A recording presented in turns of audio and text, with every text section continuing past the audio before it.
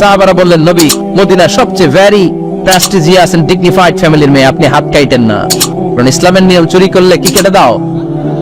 বিষ্ণু বললেন, বলো কি হাত না কাটার জন্য তোমরা আমাকে রেকমেন্ড করছো? এটা আল্লাহর আইন, পৃথিবীর কেউ রেকমেন্ড করলো শোনার ক্ষমতা আমার নাই, কারণ আইনটা দিয়েছে কে? লাউ কানাত ফাতিমাতু বিনতি মুহাম্মাদিন সারাকাত লাকাতা মুহাম্মাদুন ইয়াদাহা। আরে বনু মাখজুমিয়া মেয়ে তো দূরের কথা, আমার কলিজার টুকরা ফাতেমাও যদি আজ চুরিতে ধরা পড়তো, তার হাত কেটে দিতে আমি 1 মিনিটও দেরি করতাম না। দিস ইজ ইসলাম। এখন নিজের ছেলে হইলে 7 খুন মাফ, না তার ছেলে হইলে 10 খুন মাফ, এলাকার মোড়লের ছেলে হইলে 10 খুন মাফ। নো পার্সিয়ালিটি ইন ইসলাম। ইসলামে পার্সিয়ালিটি নাই।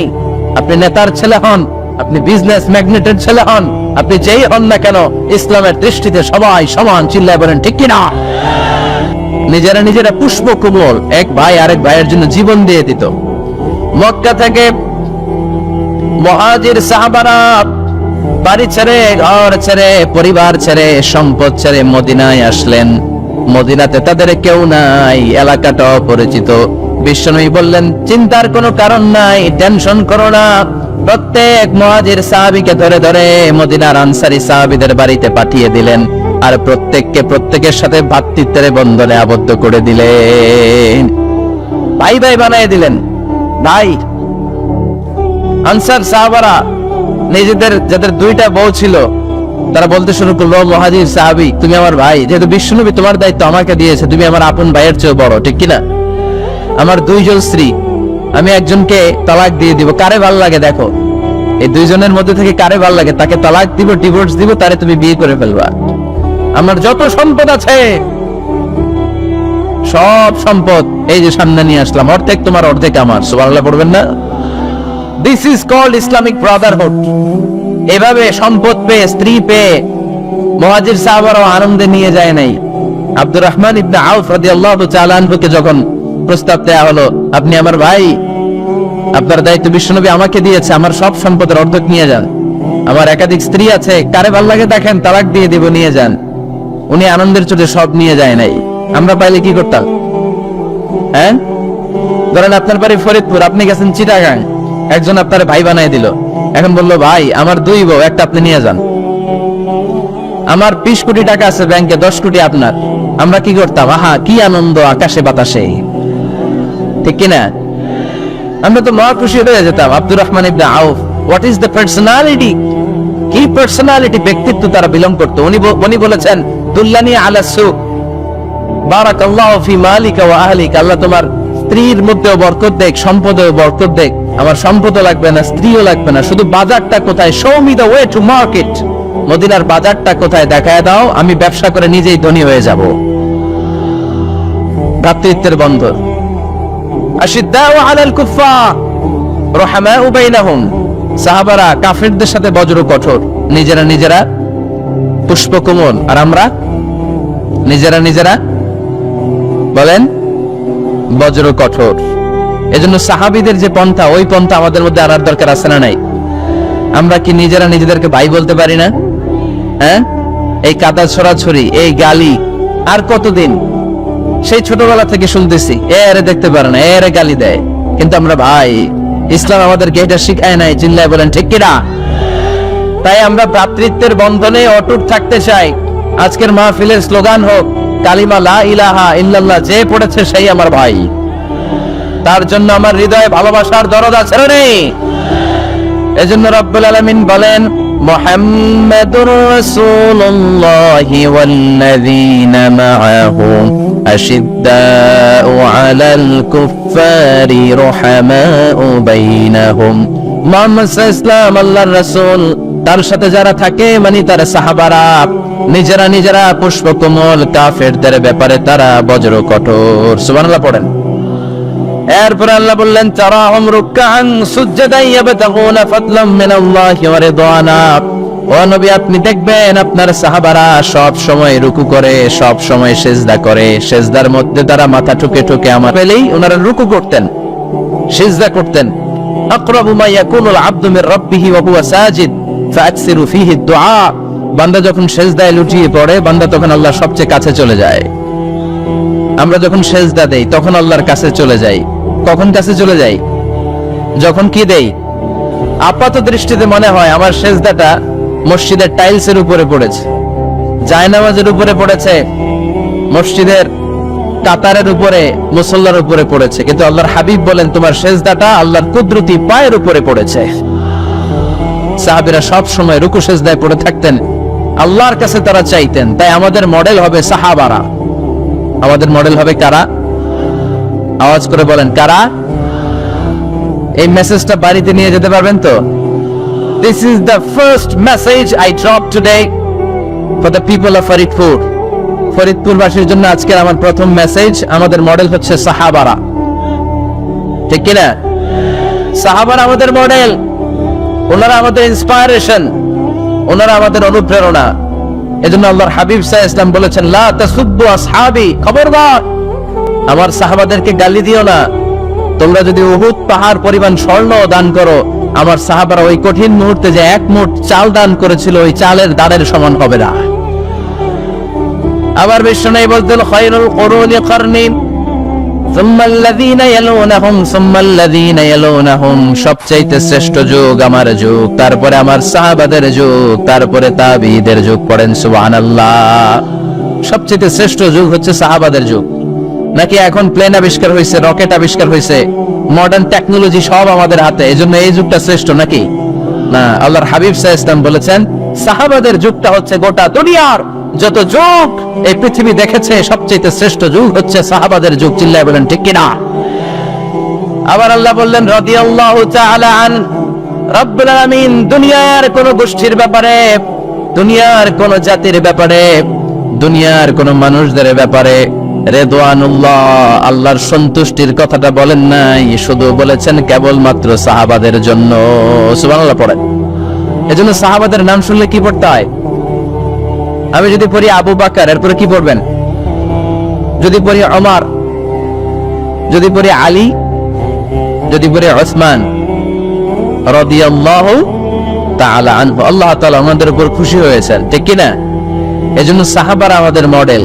আজকে আমরা সাহাবাদের জীবন চরিত সম্পর্কে কিছু জানার চেষ্টা করব এবং সেই জীবনের আলোকে আমাদের জীবনকে আলোকিত করতে চেষ্টা করব ইনশাআল্লাহ। পড়েন, সবার মনোযোগ আছে তো? আজকে আমরা সাইয়েদনা ওমর ফারুকের বায়োগ্রাফি সম্পর্কে জানবো। ওমর ফারুক রাদিয়াল্লাহু তাআলা আনহু, the super hero of this উম্মাহ। এই উম্মার সুপার হিরো তিনি, ঠিক কি না? ওনার মুখের আগে লাঠি চলতো বেশি। সুবহানাল্লাহ পড়বেন না? মাঝে মাঝে লাঠি চালানোর দরকার আছে না নাই? সাইয়েদনা ওমর ফারুক আমাদের জন্য অনুপ্রেরণা। Is the real super hero of Muslim উম্মাহ। তিনি এই উম্মার রিয়েল সুপার হিরো। এজন্য ওনার জীবনী থেকে আমরা কিছু শিক্ষা নেওয়ার চেষ্টা করব ইনশাআল্লাহ। পড়েন, সাইয়েদনা ওমর ফারুক কিভাবে ইসলাম ধর্ম গ্রহণ করলেন, কিভাবে বিশ্বনবীর প্রাণের কলিজার টুকরা হলেন, এটা দিয়ে আমরা শুরু করি। আল্লাহ তাআলা সাইয়েদনা ওমর ফারুকের হৃদয়ের মধ্যে 3টা ধাক্কা মেরেছেন, ঈমানের ধাক্কা। আওয়াজ করে বলতে হবে কয়টা? এবারে বলেন তো কয়টা? 3টা ঈমানি ধাক্কা। এক হচ্ছে বিশ্বনবীর দোয়ার ধাক্কা, এক কি? দোয়ার ধাক্কা। 2 হচ্ছে সূরা হাক্কা দিয়ে দিয়েছেন আল্লাহ এক ধাক্কা, সুবহানাল্লাহ পড়বেন না? 3 হচ্ছে সূরাতু তাহা দিয়ে আল্লাহ দিয়েছেন আরেকটা ধাক্কা। এই 3টা ঈমানি ধাক্কা যখন সাইয়েদনা ওমর ফারুকের হৃদয়ে লাগলো, উনি পড়তে আরম্ভ করেছেন আশহাদু আল্লা ইলাহা ইল্লাল্লাহ ওয়া আশহাদু আন্না মুহাম্মাদান আবদুহু ওয়া রাসূলুহু। চিল্লায় পড়েন আল্লাহু আকবার। বিশ্বনবী মক্কায় বসে বসে তাহাজ্জুদের সালাত পড়ে আল্লাহর কাছে দোয়া করলেন, আল্লাহ আল্লাহুম্মা আইজ্জাল ইসলাম বিআহাব্বির রাজুলাইনি ইলাইক। ও আল্লাহ, 2 জন লোকের নাম বলবো, 2 জনের দরকার নাই, এই 2 জনের একজনকে আপনি ইসলামের সুশীতল ছায়া তলে এনে ইসলামকে বিজয় দান করে দেন। মুহূর্তের মধ্যে দোয়াটা কবুল করে নিয়েছে কে? বিশ্বনবী বললেন আল্লাহ 2 জনের নাম বলবো আজকের দোয়ায়। আবি জাহল ইবনে হিশাম, হয়তো হিশামের বেটা আবু জাহেলকে আপনি ইসলামের ভিতরে নিয়ে আসেন, কিংবা ওমর ইবনুল খাত্তাব, খাত্তাবের বেটা ওমরকে আপনি ইসলামের ছায়া তলে নিয়ে আসেন। ওমর ফারুকের জন্য দোয়াটা কবুল করে নিয়েছে কে? মক্কার যে অবস্থা, আল্লাহর হাবিব সাল্লাল্লাহু আলাইহি ওয়াসাল্লাম বুঝলেন মক্কার এই 2 জনের একজন যদি আমার সাথে না থাকে তাহলে মক্কায় দাওয়াতি কাজ চালিয়ে যাওয়া যাবে। আল্লাহরে বললেন, আল্লাহ বেশি চাই না, এই দুইজনের একজন, হয় আবু জাহেল নয় ওমর, হয় আবু জাহেল নয় ওমর।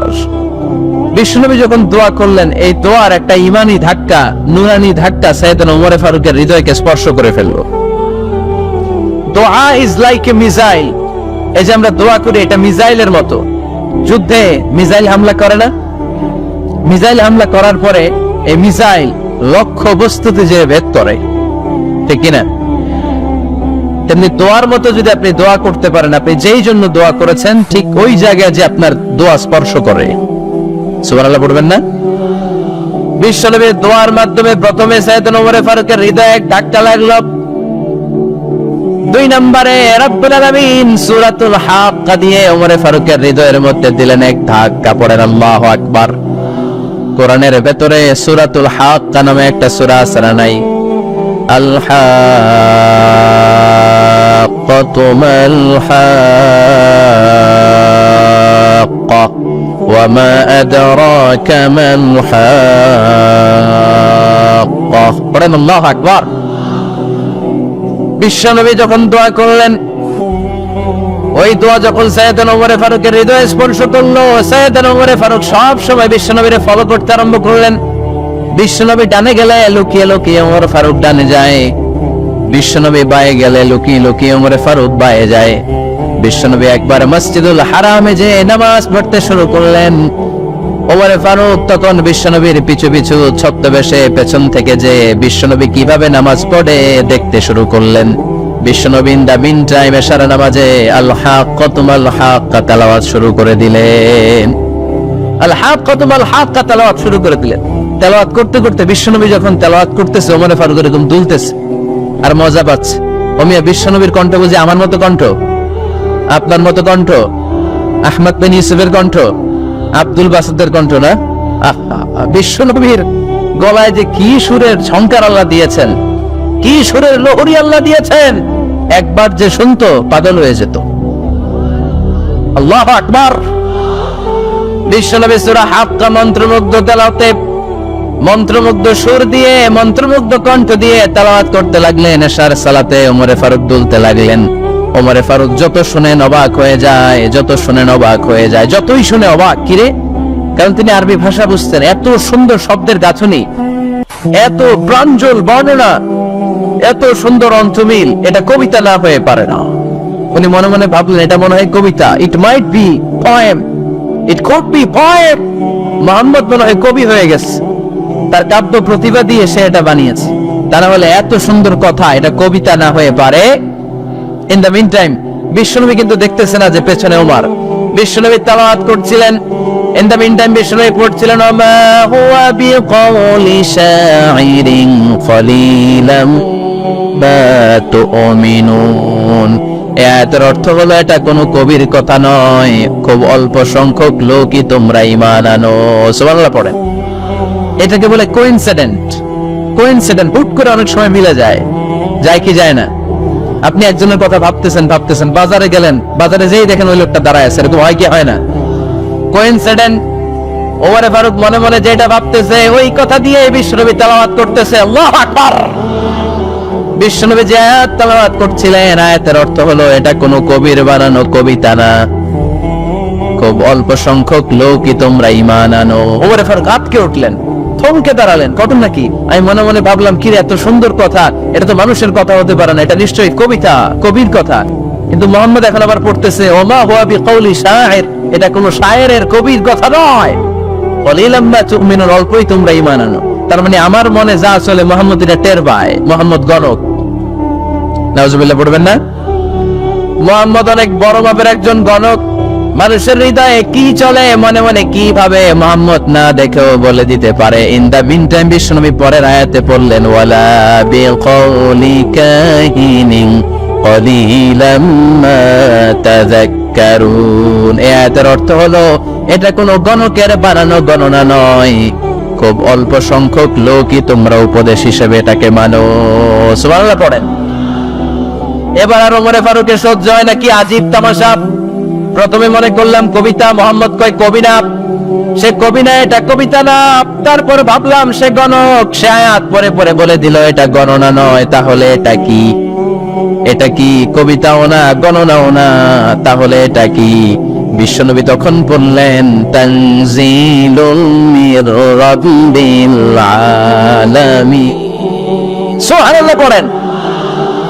পরের আয়াত ছিল তানজিলুম মির রাব্বিল আলামিন। এটা দুনিয়ার কোন কবির বানানো কবিতা না, এটা কোন গণকের গণনা না, এটা কোন সাহিত্যিকের বানানো সাহিত্য নয়, এটা মহাবিশ্বের পরিচালক রব্বুল আলামিনের কাছ থেকে পাঠানো কিতাব কোরআন। সূরা হাক্কার ধাক্কায় ওমরে ফারুক কাইত। প্রথমে ধাক্কাটা লাগলো যে দোয়া। বিশ্বনবী তাহাজ্জুদে কেঁদে দোয়া করলেন, আল্লাহ হয় আবু জাহেলরে দিবা নাইলে ওমরে দিবা। ওই দোয়া ওমরে ফারুকের হৃদয়ে ছোঁয়া লেগেছে। এরপরে হাক্কা, সূরাতুল হাক্কা দিয়ে দিলে এক ধাক্কা। এই ধাক্কা খেয়ে উথাল পাতাল হৃদয়ের মধ্যে, হায় রে এ কি বাণী, এ কেমন কথা, কে মুহাম্মদ? তারপরে শয়তানের ওয়াসওয়াসা আসরে নেই। আল্লাহ বলে যতই ওয়াসওয়াসা ওমরকে দেয়া হোক, আমি ওমরে ফারুককে এই মুসলিম উম্মতের সেনাপতি বানিয়ে ছাড়বো, আমি সেনাপতি বানাবো। এবার 3 নাম্বার ডোজ। ডাক্তারের কাছে গেলে প্রথমে দেখবেন সিম্পল ডোজ দেয়, নরমাল ওষুধ। এটাতে কাজ না হলে ডোজ বাড়ায়, একেবারে কাজ না হলে অ্যান্টিবায়োটিক মারে, আছে না নাই? আল্লাহ প্রথমে দোয়ার ছোঁয়া লাগালেন, তারপর সূরা হাক্কা দিয়ে ধাক্কা মারলেন, এরপরে রব্বুল আলামিন বলেন এবার 3 নাম্বার ডোজ সূরা তাহা দিয়ে আমি তোমার হৃদয়টারে উজালা বানায় দেব রে ওমর। শয়তানের দিক দিয়ে ওয়াসওয়াসা, খেলা দুই দিক থেকে চলতেছে। আল্লাহ তাআলা হেদায়েতের রাস্তায় টানছে, শয়তান জাহান্নামের দিকে টানছে। ঘোষণা দেয়া হলো মক্কায়, মুহাম্মদের মাথা কেটে এনে দিলে এত এত স্বর্ণ মুদ্রা দেয়া হবে। ওমরে ফারুক রাজি হয়ে গেলেন, নাঙ্গা তলোয়ার নিয়ে বিশ্বনবীর মাথা কাটার জন্য ছুটলেন। নাউজুবিল্লাহ পড়বেন না? বনু জাহারা গোত্রের এক লোক বলে, আইনা ইয়া ওমর, কই যাও? মুহাম্মদের মাথা কাটতে যাই। আরে মুহাম্মদের মাথা কাটতে যাও? তোমার বোন ফাতিমা বিনতে খাত্তাব আর তোমার বোন জামাই সাঈদ কদ সাবাহা, এরা তো ধর্ম ত্যাগ করে ফেলছে, এটা তো আমাদের ধর্ম ত্যাগ করে মুহাম্মদের ফলোয়ার হয়ে গেছে। আগে ওমর ঘর সামলাও, পরে মুহাম্মদের মাথা কাটতে যেও। ওমর ফারুক অবাক হয়ে গেলেন, তলোয়ার নিয়ে বিশ্বনবীর দিকে না যে নিজের বাড়ির দিকে চলে গেলেন। বিশ্বনবীর আপন বোন ফাতিমা বিনতে খাত্তাব, বোন জামাই সাঈদ আর খাব্বাব রাদিয়াল্লাহু তাআলা আনহু, 3 জন মিলে সূরা তাহা তেলাওয়াত করছিলেন। পড়েন সুবহানাল্লাহ। মক্কায় লুকিয়ে লুকিয়ে দাওয়াত হতো। খাব্বাব রাদিয়াল্লাহু তাআলা আনহু একটা চামড়ার ফলকের মধ্যে সূরা তাহার কয়েকটা আয়াত এনে ওমর ফারুকের বোন আর বোন জামাইকে শিক্ষা দিচ্ছে, ট্রেনিং দিচ্ছে। সুবহানাল্লাহ পড়েন। লুকিয়ে লুকিয়ে ওমর ফারুক যখন ঘরে চলে আসলেন, এরা তটস্থ হয়ে গেল। সাইয়েদনা খাব্বাব বিছানার তলায় লুকিয়ে গেলেন। ওমর ফারুক বললেন, দরজা খোলো। ফাতিমা বিনতে খাত্তাব দরজা খোলার পরে নির্মম ভাবে সাইয়েদনা ওমর রাদিয়াল্লাহু তাআলা আনহু বোনের গায়ে আঘাত শুরু করে দিল। বোন জামাইকে আহত করতে শুরু করলো আর বলতে শুরু করলো, তোরা পাগল হলি কেন? কি আছে ওই মুহাম্মাদের মধ্যে? কি জাদু নিয়ে এসেছে? সে যাই বলে লোকজন পাগল হয়ে যায়, সবাই তার উপর কালিমা পড়ে ঈমান এনে ফেলে। কি এমন জিনিস তোদের কাছে আছে যেটা দেখে মুহাম্মদকে তোরা ভালোবাসলি? কি আছে? কি পড়তেছিলি আমারে দেখা। ফাতেমা বলে, ইন্নাকা রিজসুন লা ইয়ামাসসুহু ইল্লাল মুতাহহারুন। ও আমার ভাই ওমর, তুমি নাপাক। তুমি কি? লা ইয়ামাসসুহু ইল্লাল মুতাহহারুন, পবিত্রতা অর্জন না করে এই কোরআন ধরা যায় না। সুবহানাল্লাহ পড়েন। ওমর ফারুক গোসল করে আসলেন, কারণ ধাক্কা তো আগে কয়েকটা খাইছে। কথা বুঝেন নাই বোধহয়? প্রথমে দোয়ার ধাক্কা, পরে কোন সূরা দিয়ে ধাক্কা? হাক্কা দিয়ে ধাক্কা। 3 নম্বরে এখন আর একটা ধাক্কা খাবে। গোসল করে আসলেন। ফাতিমা বিনতে খাত্তাব বললেন, গোসল যখন করে এসেছেন, এই নেন। ওমর ফারুক এবার চামড়ার কাপড়ের মধ্যে সূরা তাহার প্রথম আয়াতের দিকে নজর করলেন। নজর করেই কোরআনের প্রেমে পড়ে গেলেন। পড়েন সুবহানাল্লাহ। ওমর ফারুক পড়তে আরম্ভ করলেন, তাহা মা আনজালনা আলাইকাল কুরআনা লিতাশকা ইল্লা তাযকিরাতান লিমান ইয়াখশা তানজিলাম মিম্মান খালাকাল আরদা ওয়াস সামাওয়াতিল উলা। সুবহানাল্লাহ পড়েন। উনি পড়তে আরম্ভ করলেন, তাহা মা আনজালনা আলাইকাল কুরআনা লিতাশকা, এই কোরআনকে আমি তোমাদের হতভাগ্য জাতি হিসেবে দুনিয়ায় থাকার জন্য পাঠাই নাই, এটা রব্বুল আলামিনের পক্ষ থেকে এসেছে। যারা রবকে ভয় করে তাদের জন্য আছে উপদেশ। যিনি আকাশ বানিয়েছেন, জমিন বানিয়েছেন, ওই আল্লাহ তাআলা নিজেই এই কোরআন পাঠিয়েছে। আওয়াজ করে পড়তে হবে আল্লাহু আকবার। উনি খুব ভালো আরবি জানতেন। সূরা তাহা পড়ার পরে আর ধৈর্য ধারণ করতে পারে না। ওমর ফারুক ছোট্ট বাচ্চার মতো কান্না শুরু করে দিলেন। আল্লাহু আকবার। সূরা তাহাটা হাতে নিয়ে, তলোয়ারটা হাতে নিয়ে বিশ্বনবীর দিকে ছুটতে আরম্ভ করলেন। আইনা মুহাম্মদ, কোথায় মুহাম্মদ? তোমরা আমাকে মুহাম্মদের কাছে নিয়ে চলো। বিশ্বনবী তখন সাফা পাহাড়ের পাদদেশে দারুল আরকাম ইবনে আলকামের ঘরে লুকিয়ে লুকিয়ে কোরআনের দাওয়াত দিতেন। ওমর ফারুককে পাগলের মতো ছুটে আসতে দেখে বিশ্বনবীর চাচা হামজা ইবনে আব্দুল মুত্তালিব বলল, নবী আপনি পালান। ওই যে খাত্তাবের বেটা ওমর আপনাকে অপমান করার জন্য, আক্রমণ করার জন্য তেড়ে এসেছে। সাহাবীরা বললেন, নবী আপনি পালিয়ে যান, আমরা সামাল দেব। বিশ্বনবী বললেন, না আমি পালাবো না, বরং তোমরা সরে যাও। ওমর ইবনে আল খাত্তাবকে আমার দরবার পর্যন্ত আসতে দাও। আমার তো মনে হচ্ছে ওই যে তাহাজ্জুদের নামাজ শেষে চোখের পানি ছেড়ে যে আমি আল্লাহর কাছে দোয়া করেছি, আজকে আমার ওই দোয়াটা কবুল হতে শুরু করেছে। আমার তো মনে হচ্ছে আমার দোয়া কবুল হবে, আসতে দাও। ওমর ফারুক এসে বললেন, আশহাদু আল্লা ইলাহা ইল্লাল্লাহ ওয়া আশহাদু আন্না মুহাম্মাদান আবদুহু ওয়া রাসূলুহু। আমি সাক্ষ্য দিলাম আল্লাহ ছাড়া কোনো ইলাহা নাই, নিশ্চয় আপনি আল্লাহর প্রেরিত বান্দা এবং রাসূল। পড়েন সুবহানাল্লাহ। আল্লাহ আমি আমার আমল দিয়ে যেতে চাই, আপনার দয়া দিয়ে জান্নাতে যাওয়া লাগবে কেন? আমি নামাজ তো কম পড়ি নাই, জিকির তো কম করি নাই, তাহাজ্জুদ তো কম পড়ি নাই। আল্লাহ বলবেন, তাই এত তাহাজ্জুদ করেছিস, আমি যে চোখ দিয়েছি এই চোখের নেয়ামতের শুকরিয়াই তুই তোর আদায় হয় না। এই দুটি চোখ দিয়েছ বলে দেখি যে কত অপরূপ নয়নাভিরা, খেতে খামারের জুড়াই জানা বিধরদ, তোমার দেয়া চোখের শুকুর জানাবো তার ভাষা কই। যতই দেখি ততই যেন পলক ছাড়া চেরই। ঠিক না? আল্লাহ বললেন, এই যে একটা চোখ দিয়েছি, চোখের নেয়ামতের শুকরিয়াই তো আদায় হয় না। তুই আমার সাথে হিসাব করলি? ওকে ওকে, লেটস মেক এ ক্যালকুলেশন। চল একটা হিসাব করি। তো 100 বছরের ইবাদত এক পাল্লা রেখে দিলাম, আর আমি দয়া করে মায়া করে পৃথিবীর নাজ নেয়ামতের সৌন্দর্য দেখার জন্য যে তোকে চোখ দিয়েছি, দুটা চোখ নয়, একটা চোখ আরেক পাল্লা রেখে দিলাম। ওজন দেওয়ার পর দেখা যাবে মুহূর্তের মধ্যে চোখের পাল্লাটা ভারী হয়ে গেছে। আল্লাহ বলবেন, এখন হিসাব বলাই, you have to go to the hell fire. তোকে এখন জাহান্নামে যেতে হবে, যা জাহান্নামে যা। এবার আল্লাহর ওলি বলবে, আল্লাহ মাফ চাই, দোয়াও চাই, জাহান্নামে যেতে পারবো না, আল্লাহ তুমি আমার মাফ করে দাও। আল্লাহ বলবেন, now you are on the right track, এখন তুমি লাইনে আসছো মিয়া। এতক্ষণ বেলাইনে কথা বলতেছিল। আমার দয়া, আমার রহমত, আমার ভালোবাসা ছাড়া কোশ্চিন কালেও কেউ জান্নাতে ঢুকতে পারবে। আল্লাহ তখন তারে বলবেন, উদখুলুল জান্নাতা বিরাহমাতি, go to the paradise with my mercy, আমার দয়ায় এখন তুমি জান্নাতে ঢুকে যাও। চিল্লায় পড়েন সুবহানাল্লাহ। এজন্য মানুষ মাত্রই ভুল হবে, অন্যায় হবে। ভুল করা, পাপ করা, অন্যায় করা এটা দোষের কিছু না, কিন্তু পাপের উপর স্থায়ী থাকা হলো দোষের। ঠিক কিনা? শয়তান ভুল করেছে, অন্যায় করেছে, সাথে সাথে যদি শয়তান তওবা করত, ইবলিস রেও মাফ করে দিত কে? কিন্তু সে মাফ চায় নাই। সে আর ইনসান, এই দুইয়ের মধ্যে মৌলিক পার্থক্য হচ্ছে এটা। শয়তান পাপ করে পাপের উপর স্থির থাকে, আর আমরা পাপ করে মাফ চাই কার কাছে? আমাদের জন্য মাফ চাওয়ার দরজা খোলা আছে না নাই? সকালে গুনাহ করছি, দুপুরে মাফ করে দিবে কে? দুপুরে পাপ করছি, রাতে মাফ চাইলে ক্ষমা করে দিবে কে? 24/7 সব সময় এই মাফ চাওয়ার দরজাটা খোলা আছে না নাই? শুধুমাত্র কেবলমাত্র দুইটা সময় আল্লাহ তাআলা তওবা কবুল করেন। এক হচ্ছে বাদাল গারগারা, বাদাল গারগারা, মালাকুল মউত যখন এসে রূহ ধরে টান দেয়, তখন গলায় গরগর গরগর শব্দ হয়। মালাকুল মউতকে দেখে ফেললে আর তওবার কোনো সুযোগ নেই। সাইয়েদনা মুসা আলাইহিস সালাম তার চাচাতো ভাই কারণকে বলেছিল, সম্পদের যাকাত দাও, এ সম্পদ আল্লাহ দিয়েছে। কারণ বলে, আল্লাহ দেয় না, ইন্নামা উতীতুহু আলা ইলমিন ইনদি, আমি আমার ইন্টেলেক্ট, আমার সৃজনশীলতা, আমার বুদ্ধিমত্তা খাটিয়ে সম্পদ উপার্জন করেছি, আমি যাকাত দিব না। মুসা আলাইহিস সালাম বললেন, তাহলে আযাবের অপেক্ষা করো।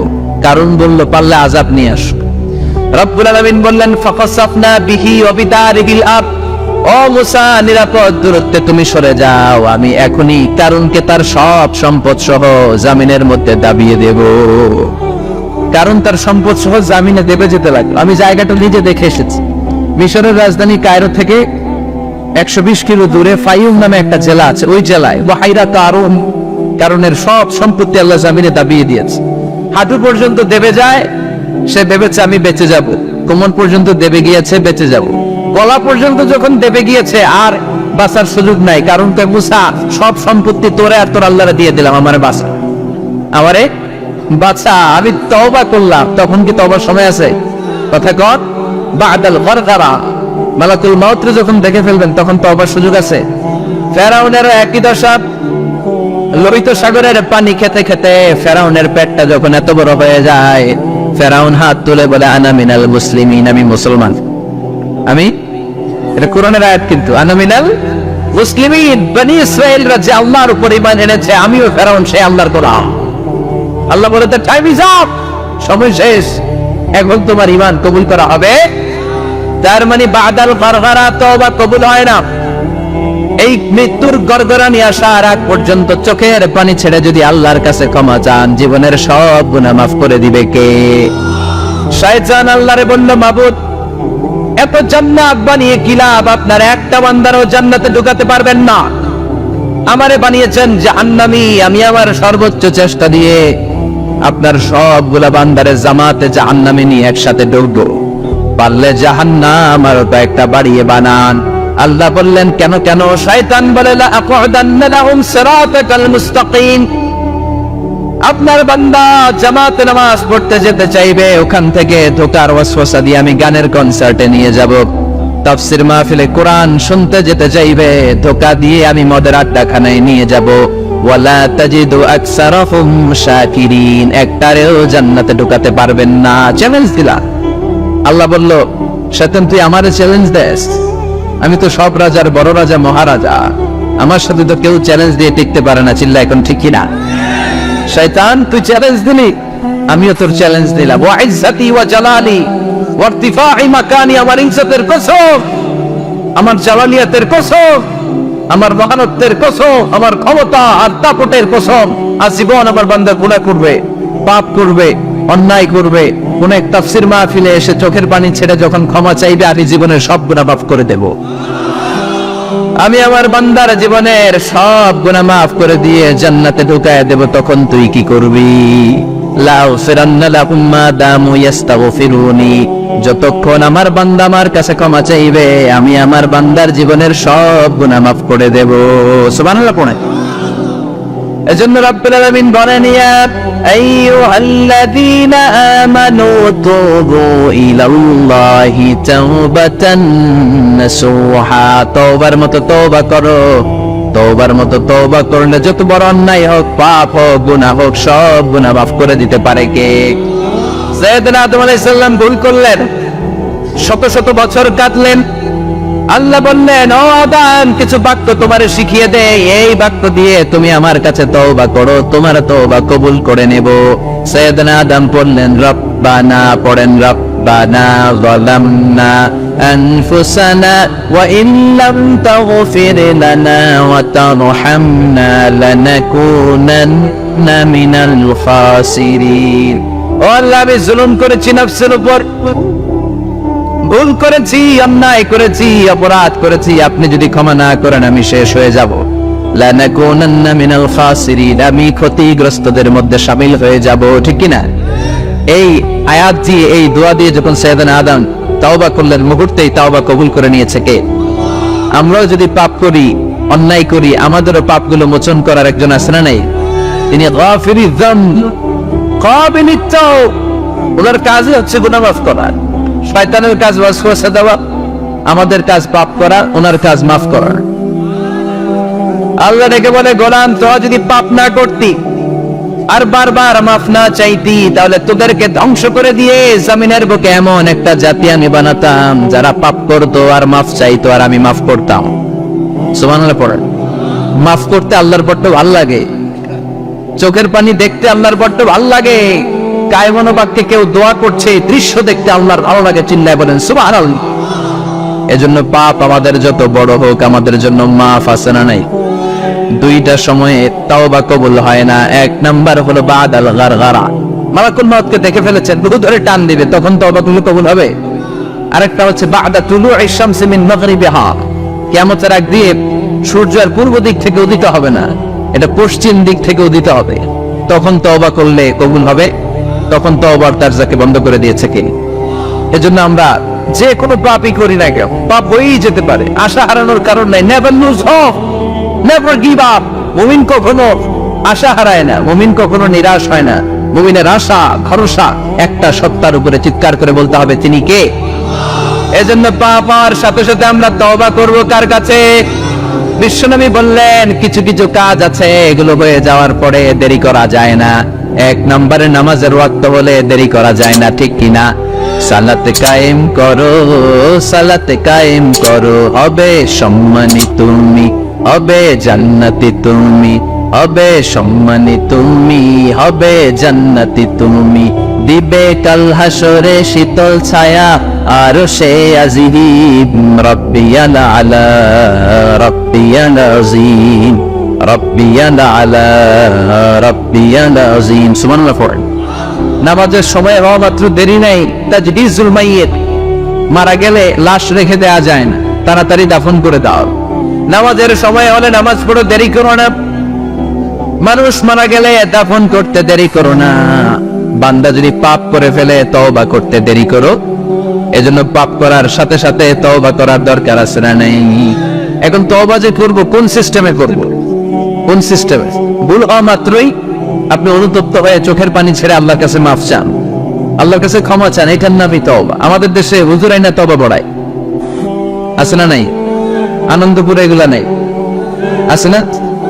ইমাম সাহেব নিয়ে আয়, খতিব সাহেব নিয়ে আয়, হাফেজ সাহেব হুজুরের নিয়ে আয়, তওবা পড়া না। তওবা পড়ানো লাগে না, আপনার নিজের তওবা আপনি নিজেই পড়বেন। আপনি অনুতপ্ত হয়ে চোখের পানি ছেড়ে আপনার আল্লাহরে ডাক দেন, ডাক দেয়া মাত্র তিনি সাড়া দেবে, চিল্লায় বলেন ঠিক কি না? ওলামায়ে কেরামরা তওবার 5টা শর্ত আরোপ করেছে। এই 5টা শর্তের আলোকে যদি তওবা করেন, মুহূর্তের মধ্যেই তওবা কবুল করে নেবে কে? এক নাম্বার শর্ত হচ্ছে আল ইকরা, acknowledgement. You have to acknowledge that you are the great sinner in the world, এই পৃথিবীর সবচেয়ে বড় পাপী। 5টা শর্তের এক নাম্বার হচ্ছে আপনি স্বীকার জান, আল্লাহ আমার চেয়ে বড় পাপী আকাশের নিচে জমিনের উপরে দ্বিতীয়টা নাই। এমন কোন পাপ নাই যে আমি করি নাই। আমার চেয়ে নাদান, আমার চেয়ে পিশাচ, আমার চেয়ে বড় পাপী দ্বিতীয়টা কেউ। অ্যাকনলেজ ইউর সিন, আপনি আপনার পাপগুলো স্বীকার করেন। Number 1. Number 2, an-nadam, repentance. You have to be repentant for what you have committed from sins. যে পাপ করেছেন এই পাপের জন্য আপনি লজ্জিত হন। আপনি নিজেকে আল্লাহর কাছে ছোট করে পেশ করেন, আল্লাহরে ডেকে বলেন, আল্লাহ আমি আপনার গোলাম, গোলামের ঘরের গোলাম, বান্দির ঘরের গোলাম, আমারে মাফ করে দেন, আমি লজ্জিত, আমি অনুতপ্ত। তাহলে 1 নম্বর শর্ত আপনি ঘোষণা দেন যে আপনি পাপ করেছেন। 2 নম্বর শর্ত আপনাকে অনুতপ্ত হতে হবে যে আল্লাহ আমি পাপ করে ফেলেছি। 3 number, you have to stop what you have committed, যে পাপ আপনি শুরু করেছেন এটা বন্ধ করে দেন। আপনি সুদের জন্য সুদ খাইছেন, আল্লাহর কাছে তওবা করলেন, আবার সুদ খাওয়া চালিয়েও যাচ্ছেন, এই তওবা কবুল হবে? সুদ খাওয়া আগে বন্ধ করেন। আপনি ঘুষ খেয়েছেন, এই ঘুষ খাওয়ার কারণে আপনি আল্লাহর কাছে তওবা করলেন, কিন্তু ঘুষ খেয়েই যাচ্ছেন, এই তওবা কবুল হবে? 3 নাম্বার হচ্ছে you have to stop what you have committed, আপনি যেই পাপ করেছেন এটাকে বন্ধ করেন। 4 নম্বর শর্ত, you have to hate what you have committed, আপনি যেই পাপটা করেছেন এটাকে মন থেকে ঘৃণা করেন, ওইটারে মন থেকে ঘৃণা করতে হবে। 5 নম্বর শর্ত হচ্ছে you have to determine that you never repeat this sin again, আল্লাহর কাছে ওয়াদা দেন, কমিটমেন্ট দেন যে আল্লাহ পারতপক্ষে আমার জীবনে আর এই কাজটা করব। এই 5টা শর্তের আলোকে তওবা করলে কবুল করবে কে? 1 নম্বরে স্বীকার জান আল্লাহ আমি পাপী, 2 নম্বরে অনুতপ্ত হন, 3 নম্বরে পাপ কাজটা বন্ধ করে দেন, 4 নম্বরে ওই পাপ কাজটাকে মন থেকে ঘৃণা করেন, 5 নম্বরে আল্লাহর কাছে ওয়াদা দেন আর জীবনেও এই পাপ করব না। এই 5টা শর্তের আলোকে যদি তওবা করেন, আপনার তওবা কবুল করে নিবে কে? এজন্য যত পাপ, যত অন্যায় আমরা করি না কেন, আমাদের এই পাপগুলো, অন্যায়গুলো ক্ষমা করার একজন আছে না নাই? তিনি কে? এজন্য সব সময় তওবা করতে রাজি আছেন তো? প্রতিদিন শত শতবার তওবা করতে রাজি আছেন? প্রতিদিন শত শতবার ইস্তিগফার করতে রাজি আছেন? বিশ্বনবী প্রতিদিন 70 বারেরও বেশি ইস্তিগফার করতেন। শুধু টয়লেটে যে মুহূর্তে থাকতেন ওই মুহূর্তে পড়তেন না, টয়লেটে ঢোকার মুহূর্তে বিশ্বনবী ইস্তিগফার করতে পারতেন না, তাই টয়লেট থেকে বেরোই তিনি ইস্তিগফার করতেন। তিনি করতেন গফরানাক। কি করতেন? গফরানাক মানে হলো আস্তাগফিরুল্লাহ। গফরানাক মানে কি? গফরানাক মানে আল্লাহ আমি আপনার ক্ষমা চাই, মানে আস্তাগফিরুল্লাহ। আবার বিশ্বনবী বলতেন মান লাযামাল ইস্তিগফার জাআলাল্লাহু লাহু মিন কুল্লি দিকিন মাখরাজা। যে ব্যক্তি সব সময় ইস্তিগফারের সাথে লেগে থাকে তাকে সব সময় বিপদ থেকে মুক্তি দিবে কে? আমাদের জীবনে বিপদ আছে না নেই? কত ধরনের বিপদ। যে কোনো সময় অসুস্থ হয়ে যেতে পারি, যে কোনো সময় দুর্ঘটনার কবলে পড়তে পারি, যে কোনো সময় গুম হয়ে যেতে পারি। কথা কন, এদেশে গুম টুম নাই মনে হয়, ক্রসফায়ার নাই। কে কোন সময় গুম, কে কোন সময় নাই, কোনো ঠিক নাই। আল্লাহ বিশ্বনবী বললেন মান লাযিমাল ইস্তিগফার জাআলাল্লাহু লাহু মিন কুল্লি দিকিন মাখরাজা। সব সময় যে ইস্তিগফারের সাথে আঠার মতো লেগে থাকবে আল্লাহ তাআলা তাকে বিপদ থেকে সব সময় মুক্তি দান করবেন। সুবহানাল্লাহ। আমি পাপী না, আমার বাবা পাপী, আমার দাদা পাপী, আমার 14 গোষ্ঠী পাপী। চিল্লায় বলেন ঠিক কি না? এজন্য রব্বুল আলামিন বলেন ইয়া আইয়ুহাল্লাযীনা আমানু তুবু ইলাল্লাহি তাওবাতান নাসুহা। ও গোলাম তওবা করো, তওবার মতো তওবা করলে তোমাদের জিন্দেগীর সব গুনাহ মাফ করে দিবে কে?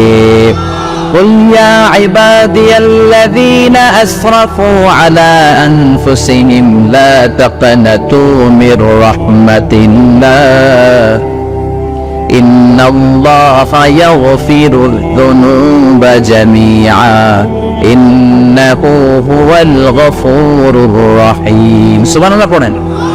আল্লাহ ডেকে বললেন গোলাম যারা জুলুম করেছো, নফসের উপর জুলুম করেছো, অন্যায় করেছো, পাপ করেছো, আমার রহমত থেকে নিরাশ হয়ো না। ক্ষমার মতো ক্ষমা চাইলে আমি তোমার জিন্দেগীর সব গুনাহ ক্ষমা করে দিতে পারি। চিল্লায় বলেন ঠিক কি না? এজন্য মুমিন কখনো নিরাশ হয় না। আবার আল্লাহ বললেন লা তাইয়াসু মির রাউহিল্লাহ, আমার রহমত, আমার দয়া, আমার ভালোবাসা থেকে নিরাশ হয়ো না। ইন্নাহু লা ইয়াসু মির রাউহিল্লাহি ইল্লাল কওমুল কাফিরুন। কাফির ছাড়া, গাদ্দার ছাড়া, মুনাফিক ছাড়া আমার রহমত, আমার দয়া, আমার ভালোবাসা থেকে কোনো মুমিন নিরাশ হতে পারে? Never lose hope, never give up, never give up. কখনো আশা ছাড়া যাবে না। নেভার লুজ হোপ, কখনো নিরাশ হওয়া যাবে না। মুমিন কখনো নিরাশ হতে পারে?